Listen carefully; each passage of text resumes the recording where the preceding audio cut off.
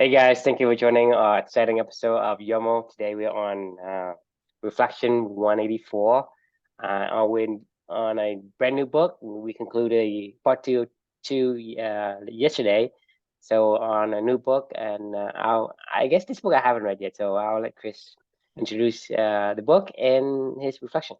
Yeah, so we're on book 184. This book that we're going to be talking about today is a book called Legacy: What the All Blacks Can Teach Us About Business and Life, about the business of life, by the author James Kerr. Do you know what the All Blacks are? No. It's New Zealand's rugby team, their national rugby team. So like New Zealand is like the mecca of rugby. That and like I feel like South Africa or something like that. Those are probably like the two biggest like rugby So like name of the powerhouses. team? Yeah, the name of the team, the nickname of the team. They're called the All Blacks. Okay. Is the name of the team. Okay. They have a really unique culture. They do the haka. You ever heard of the haka? No, it's Oh foreign to man, me. you got to do so the haka All Blacks. So it's a dance that you do. It's really intimidating.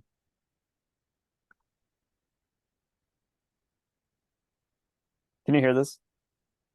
No. Oh. Oh.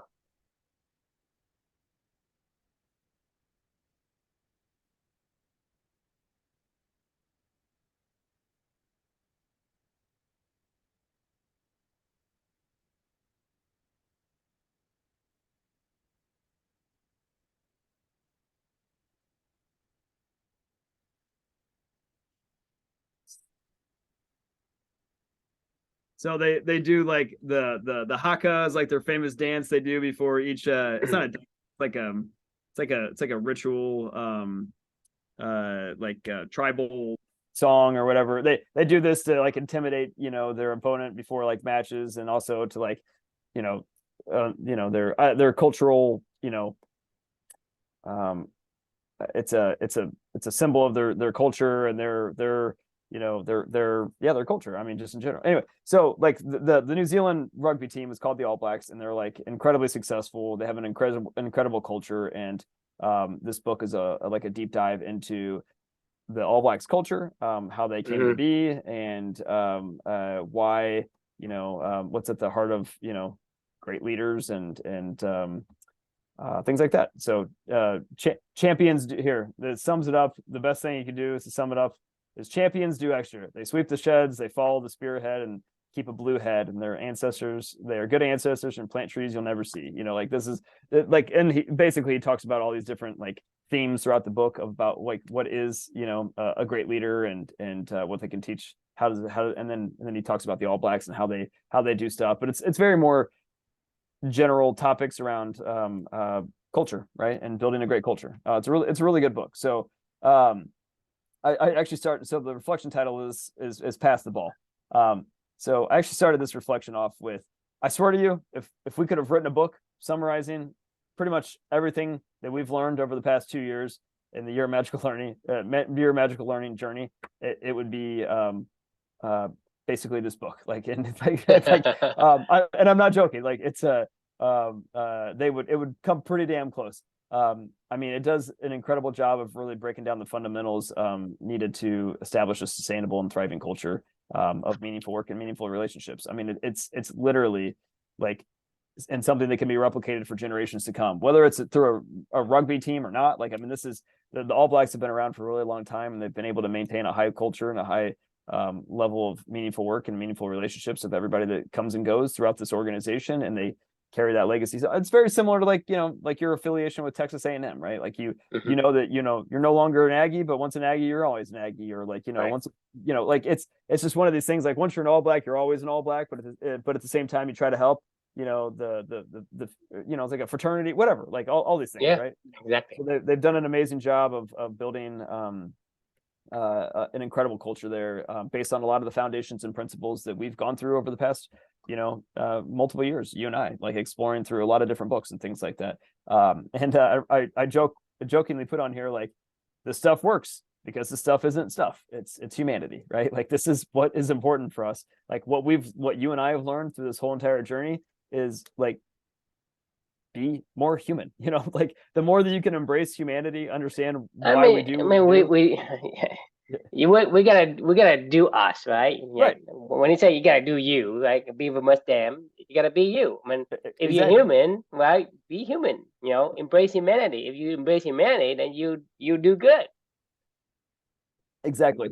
You want to build a sustainable, thriving culture? Well, figure out what humans like and what matters to humans, and structure it around that, right? Like, I mean, that's really, the basis of your and I's entire, study the source code, I guess, if you will, right? Before, you try to figure out like the culture you're trying to build. And that's what we've been doing for the past multiple years to be able to ultimately get the foundations for Clubany in place, which is very similar to stuff that they do with the All Blacks in general. However, there's two funny things about this book. This book was actually recommended by a very, very, very loose acquaintance of mine on LinkedIn. She saw that I was posting these things all the time, which has always been really weird to me, and I'll get into that in a second. But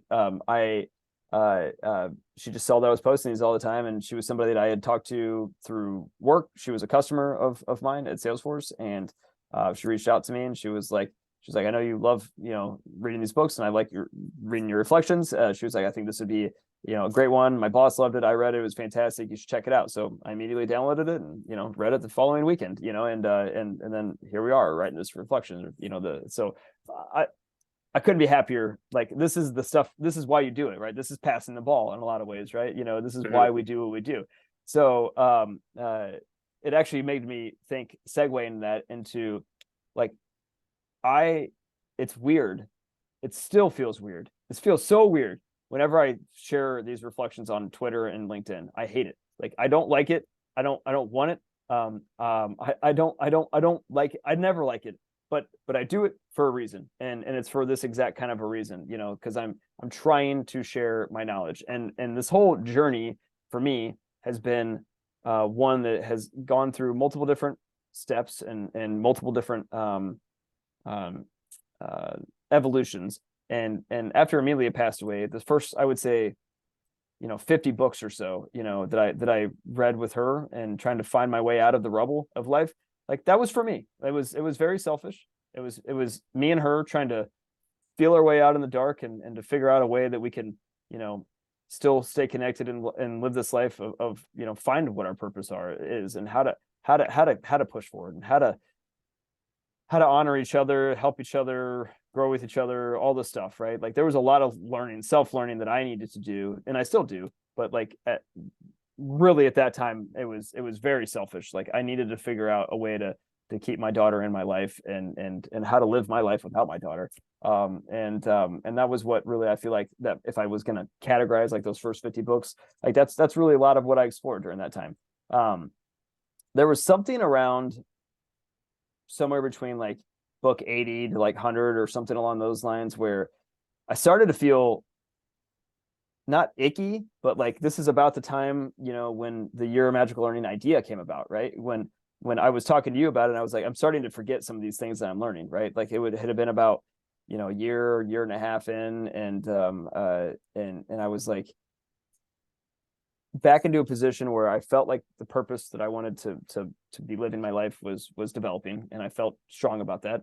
But I also started to feel selfish with a lot of these things that we were doing, and Amelia and I were doing, and I was starting to forget. I was like, all this knowledge that we were learning, and we were trying to give back, and all this other stuff. Like, it felt like I was becoming a swamp versus a river, right? Like a river, fresh water coming in, swamp, like, things just stagnated, right? Like, and I felt like I was just accumulating all this knowledge and all these ideas and all these things, and I didn't have, I felt like it was time for me to share at that point in time. I'd had my fill. So that was about the time when this Year of Magical Learning journey started, when I started writing more and more reflections, and we started to, talk about this between you and I, and then the swamp opened, and started flowing this stuff out. That's why they started being posted on Twitter and Facebook, and or not Facebook, on Twitter, LinkedIn, whatever else, sharing this stuff, doing these podcasts with you, created the blog, whatever the hell else we ended up doing with all this stuff. Like, the whole entire thing that I wanted to just open up that river and become a something that this knowledge flows through and transfers to somebody else. And that is, at the end of the day, the biggest lesson that I remember from this book, which is pass the ball. And the author talks about one of the foundations is pass the ball. Leaders set the stage to build more leaders, right? And you and I, we are trying to build a culture of people that are leaders of themselves and leaders of themselves to go find meaningful work and build meaningful relationships of what they do every single day. And that's what this work is about. That's what the purpose of this is. That's what, the hero's journey says, share the elixir, right? Like that's the same thing, pass the ball. Like, and eventually at a certain point in time, when you find what you want to find and you're on that purpose-driven life, like you got to help others, and you got to help others to find their own path and pass the ball and set the stage for leaders to build other leaders. Be a gardener, not a Moses. Same themes that we've heard throughout a lot of other different books, and a lot of the other different lessons that we've talked about. It just kept getting repeated back over and over in my head here, and I just kept thinking, pass the ball. It's time to pass the ball, right? So that's what I was thinking about with this book. So I officially feel like you and I, through our work right now, are passing the ball, and I couldn't be happier. So if we can help anybody, that's fantastic. And if they can help somebody, that's even more fantastic. And then 7 generations down the road, who the hell knows where we're all going with all this stuff, but the goal is pass the ball, right? So once you've had your fill, pass it on. I'll pause there. Love to get your thoughts. All right. So, I mean, I know you're sick of me saying this, but a beaver must dam, right? Right. And so we as human must embrace humanity.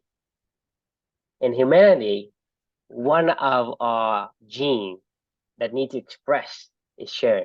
This is how we become the apex predator of this, of our world today. Is we share our knowledge with others. We share people how to fish, right? So go back to a year ago when I read the book While We Sleep, right? Mm-hmm. And I keep referencing While We Sleep and this and that. I was like, go on and on about this stupid book, right? According to other people, right? But the thing is, the publisher and the author are not paying me to push this. But why do I do it? It's a great question. It helped you. No, it because that's what I was made to do. I'm a human person. I have a innate need to share things that is good to other people that I feel I care about and respect. Agree. Right? And so to me, that's part of humanity. That's part of the gene that, like I said, beaver must dam. Because the thing is, you don't go ask a rabbit to go dam. Right? He can't. He don't want to. He don't have the gene to dam it, right? To build a dam. So humanity, we have the gene to share, and that's why we become this predator. Is because we are not the strongest, right? We are not even the smartest, right? For sure. When you look at the Neanderthals, right? We're not even smart. When we're weaker than them, we are have less brain capacity than them. We have, but because we have the ability to work in unison. So when you were playing that video of the All Black dancing, right? That created unison. The unison makes it formidable. It's not about the intimidations of the other team. For me, as an Aggie, I know for a fact that once you have the unison, for whatever reason, your desire, your outcome, it melts together with the community and with that team, with that whole entity. You work as a unit, and once that unit becomes unison, it is like very, very formidable. So that's why a lot of times, like when you have somebody who does the same thing, that's why you have people do the chanting, the same thing, because they are the same. When whatever feels the same, we transcend into each other's shoes and we play as them. We are part of them and they're part of us. And that creates this formidable organization, team, whatever that you want to call, right? So for me, that's a trait that humans have, that the current human, because you know how we pass on the genes. So the gene that allows you to survive because you work in unison with the other members of your tribe, and you were able to take down the woolly mammoth, right? You didn't starve to death. So you work, so that gene that happens to be in those group of people starts to spread, and the gene that in the people that didn't have that gene start to die off. So the current legacy of humanity is the people that has the gene that wants to be able to work together and wants to connect. That's why for us as a company, meaningful relationship is so important. It is so, Yeah. like I asked you before, if you are able to make $1 trillion, and even you got $1 trillion in the bank, but you can't tell anyone, right? Or help anyone with it, actually, for that You matter. like, no one will know. You just have it. Like Right. you can't do it because you help people. When you find out you can't do anything, right? You can't tell anyone. To you, is it worth it? And most of the time, I like most people ask, it's not worth it because I want to It tell. I want to have the positive emotions of somebody say, hey, I'm happy this and that, whatever. That's what we are desiring for ourselves. So humanity is that gene in ourselves that needs to have the ability to share. I mean, talking about like Texas A&M, for example, um, the school and the culture never ever tells us to go and recruit people. But for me, once I went to A&M, all my sisters and brothers that is my younger sibling all went to A&M. right. Why? Because for whatever reason, feel compelled to share the things that is important. And then my sisters who are an Aggie, her kids are going like being like enveloped in this culture of Aggie. So their son will actually become an Aggie when they grow up, and then their son and their son and their son. But Right. the culture never asks, "Hey, you go out there and recruit," right? So the need to share, to me, that is innate in our gene. Agreed. I want to go back to your $1 trillion comment, because here's the interesting point: is once you get your fill, I don't know what that number is. Let's say it's $1 million. Let's say it's $5 million. Let's say it's $100,000. Like it's whenever you hit that tipping point, like when you're like, this feels gross now. Like this, I'm not gonna stop collecting, because like whatever got me here is what got me here. But I don't need anymore. I want to share. Like there's just some It's tipping it's point. it's Like the it's in the everybody. yeah, Well, it's the diminishing returns, right? it's not even just diminishing returns. It's just like there's a point when you need to be selfish at a certain point. Like I said, at the beginning of this journey, I needed to be selfish with my own. Yeah, because the desire is greater. Just because, like, let's say Right. let's say Jeff Bezos, right? He has, I don't know, 100, $200 billion, right? What do he Right. need the money for? He doesn't. He doesn't. He doesn't. Because the thing is, for him, like a $1 billion, like you want to buy a yacht, he can buy a yacht, right? And then he has $1 billion now, has $100 billion. Okay, what else can I buy? Right. I don't It's know. not the money that he wants. Right. It is the feeling. Just like we talked about before. Why you buy a drill, right? It's because you want to put a hole in the wall. Why you want to put a hole in the wall? Because you want to put pictures on there. Why you want to put pictures on the wall, right? So it's the same thing. It's your money, right? Your money that you accumulate. It's not your desire. Desire is what that money can buy. And once you have enough money that can buy, you have your feel, quote unquote, there's nothing else to buy. Right. I mean, once you've learned, like, you know, as we both know, and this is that sits at the core of Clubany. Literally, one of our core values is we don't know anything. Like, and I truly believe that, except for one thing. I truly believe that I know myself. And that's probably the most important thing. You can never, as long as you know yourself, like that's the one thing I'll say you can have. Or sorry, not know yourself.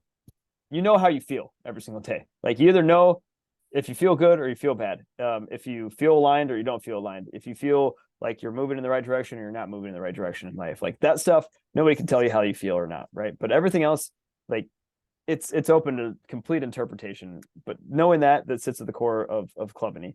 Like I'm not going to pretend like you and I don't know anything, right? Like we've certainly have learned and explored a lot of topics on this entire journey, and it's a bit of a like how do you balance those two things, those two thoughts in your head, where you're learning something new every single day, another one of our core values, but at the same time you don't know anything, right? Like, so you're making progress but you're not making progress, but you are, but you're not, like, et cetera, et cetera, et cetera. My point is it's similar to money, right? Like at a certain point in time,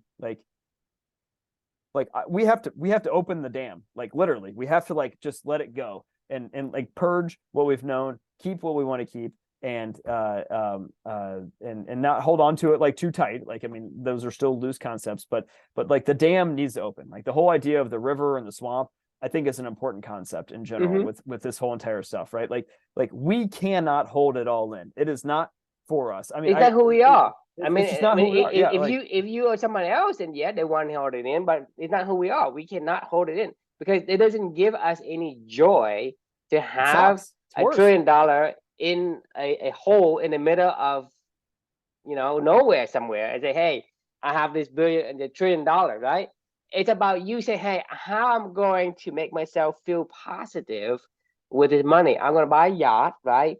I'm going to bring in a bunch of people. I'm going to help go people. there, or you're going to help people, or you can do. Right. So that's the point, is that our nature, our DNA need to be expressed. And that is to share, to pass the ball, like as you said, right? And that is what we have to do. So if we build a dam, and we need to open the dam and let the water flow. Dude, it was torturous. It was torturous when I would, I don't know, you could see it in my face. I would come to you every single day after I wrote one of these things, and I was like, I want to talk about what I wrote. And you're like, well, all right, let's talk about it. But like, and we were talking about other topics, but I'm like, I want to talk about what I just wrote today, because I just wanted to share, because I thought this was a really interesting idea or whatever. It was torturing me to like not be able to even though I was writing these things, I still wanted to talk about it with somebody else. Like, that's why we've done this for so long, and that's why we're going to continue. Because it's human nature, and you're human. You you have innate compost. It's painful to not share. To share and pass that ball, right? Exactly. It gives you a positive feedback, and you want that feedback. You want that positive emotions that gush through your system, and that's why we have to share. That's why we talk, and that's why for me, like, if you want to ask me about something I care about, right, I won't shut up. But if you ask me something I don't, then there's nothing I can say. That I can probably can utter 2 words.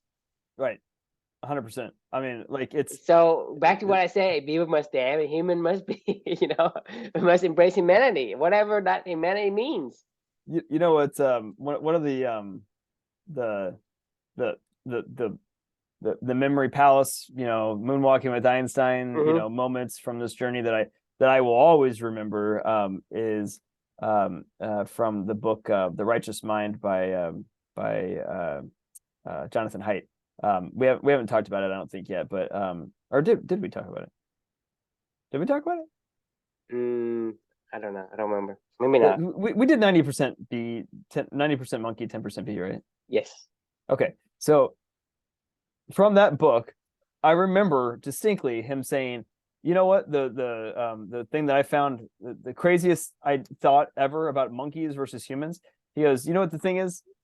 You will never see a monkey. He was talking to somebody that was like a monkey expert. He was like, you will never see a monkey helping another monkey in the wild. You will never, like, they will never work on a project together. They will never. They were like, he was like, they're probably more creative than we are. They're more intelligent. They're more, imaginative than we are. But he was like, you will never see a monkey help another monkey in the wild. And I was like, fuck, that's pretty intense. Like, I mean, like, that's like our closest relative, and the biggest difference between the two of us is this conversation right here. I mean, there's a big gap between monkeys and humans. I mean, you think, why do you think we survive and Neanderthal disappear? They didn't tell each other. They didn't share. They didn't have the 10% B in them, Right. And so to me, like, you have this species that is not the strongest, but not the weakest either. But you're talking about bees and ants, right? They're probably the weakest compared in terms of compared to the other animal. Not compared like weight, pound per pound kind of deal, right? But talking about an ant versus like a bird, a butterfly, an eagle, whatever, a human, right? And talk about human, it's not the weakest, but it's not the strongest. Right. But it has the inherent trait of the social creatures of the bee, and having a swarm of this not so weak animal that's exponentially formidable. You're talking Yeah. about a bee, right? One bee, one ant. No one give a shit, right? Because what can I do? It can't do anything. But a swarm of bee, even me, you, the elephant must run, Right. right? Yeah. So think if you compare a bee to a human, right? It's a big gap. But take the human and say, hey, imagine if these humans were like bees. What? Who can compete with that? You think about it. Who can compete with it? Yeah. Like the smallest animal is able to scare the biggest animal because they swarm together. Right. I mean, and And then if you you take a can eat a lot human, more. a human is not like the weakest, and it's not the average either. It's like above average compared to all the animals in the kingdom, right? Right. We're not the strongest. We're not the fastest. We're not the flexible or whatever, right? But we're not the average either. We above average in terms of the species ladder. And imagine having that kind of a trait combined with this warm social mentality, the mindset that catapult us to being the apex that no one can catch. I mean, 100%. I mean, this idea of helping each other, like it's ironic because, and we talked about this with the selfish gene too. It's like ironic when you think of the selfish gene, you think of, oh, well, like you should be like a monkey. It should all just be about yourself. Well, helping each other is all about ourselves, and even more. It I is. mean, that is like it's like this is why reason and logic doesn't make sense sometimes. Like when people focus on only logic and reason, like there's logically speaking, like it doesn't Logic make a isn't doesn't really make logic, right? Logic is right. based on what I think is probable. So when like let's say people say, when you say, hey, I'm going to retreat in the opposite direction, or I'm going to advance, right? So you advance, right, in the opposite direction, or you retreat. It's perspective. You go in Right. the same way. So when you plant some, let's say you go and you plant rice, right? You walk backward. You don't walk forward. You walk You backward. do when you plant rice? Yes. Oh, I didn't know that. You have it, like rice. It comes out, right? It has stalk, and you want to put them into the rice paddy. Huh. You don't Why? walk forward. Why? How would you plant it? You walk forward. What do you mean? How would you plant if you walk forward? You You plant plant it and and you then walk forward. You walk over it. wait. Why? Do you have to walk over? I mean, I don't know. I mean, like No, is a you rice walk paddy? backwards. Easier. But the point is, I mean, when you would you walk. step on it if you would you have to step on it if you were to So walk let's forward? say I have a plan, right? I Right. put one, I move forward. Well, I'm actually stepping over it, or step over it, or step on it, right? So Right. instead, I put one, move back, step for another one, move back. It's easier, right? Well, So I mean, when yeah, you I guess plant that. But how do you when say you it's easier? plant the rice paddies, you walk backward, planting one, walk backward, planting another one. That means if you think about it, in one perspective, you are retreating, but in the other perspective, you are advancing because you have one, now you have two, now you have three. So you're advancing in the other perspective, meaning, hey, more rice stock has been planted in the paddies when I'm Right. walking backward. So it all depends on perspective. And so the thing is, when we're talking about like this logic, right? This logic is like what we know, what we see, and from what direction we're looking at. It's what you see is all there is, right? I Exactly. mean, it's a yeah, for sure. I mean, it's really interesting just how Because fundamental. we're talking about like the selfish gene, right? Yeah. What we do, because the thing is, you think about it, to be selfish is I want to be able to survive. I want to eat, right? So do you think in a way that, hey, if I were to go out there and try to hunt a woolly mammoth, the chance of the woolly mammoth going to trample over me and hook me with one of these tusks is very likely, and I won't even get to kill someone. I probably starve to death, right? Right. That's a selfish gene. But the even more selfish gene is, hey, if I were to collaborate with the people around me, be able to surround this mammoth, kill it, divide it, I get a piece. That's Right. even more selfish. You think about it, right? That's a selfish 100%. gene doing. Yeah. Right. Because you think things through and say, well, in order for me to be the most selfish, the most efficient at being selfish, I need to then be I need really to collaborative. collaborate. Right. Exactly. Right. Yeah. So I mean, so a lot of people, the logic isn't logical because they are missing some of the vital ingredients or yeah, variable they're in missing the universe magic is what I would call it, like because the universe doesn't follow any rules. It just follows whatever naturally gets you to the outcomes you want to get to, which is survive but you and move think on. about it, monkeys don't do it. I know. Well, also why the monkeys haven't yet. To be fair, yet. Like, I mean, like I don't know. Maybe they will, and maybe in 5,000 years they'll Then be the new somebody breed. gonna have a Yeah. bright bulb light over over the monkey's head. Say, maybe we should do this, and then maybe they could, be the Planets of the Apes kind of movie It come to could. life, right? Yeah. I mean, No or one knows, but the point is, we have that gene for whatever reason. right. Randomly, we stumble on that gene and we use it for our own selfish, Yeah. because like, for me, is if I want to survive, and I know because I have, I guess, the evolutionary changes that needs to give me the ability to kind of project into the future and think through different scenarios and simulate in my head and say, well, if I do myself right, then I would die. Likely I won't able to hunt one and eat and be Right. starved to death or get killed and get maimed by the animals I'm hunting. Or I can go and collaborate with these people, with the other people around me, and have a greater chance and have some of the share of the meat. Because that's a complex thinking. It's a complex thought, right? So animals may have it, but a lot of times, like bees, they have the instinct, but they don't have the complexity to think through the scenarios and simulate it, right? Right.